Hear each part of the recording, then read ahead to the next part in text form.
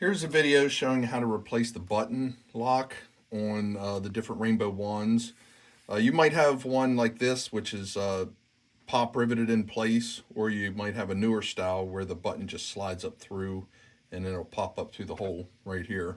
So on replacing the older style that's pop riveted in place, what you're going to do is you just take a flat screwdriver, shove that completely down to bend that out flat, and just grab a pair of needle nose pliers and get a hold of it and just work it back and forth to break it off. Sometimes it'll come apart by itself. You might have to piece it out.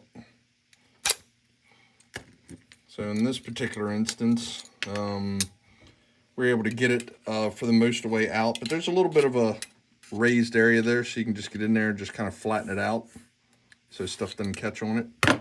So now at this point, you just take your little button, slide it up in there, and it pops up through the hole, and there you go. If you have any questions, let us know.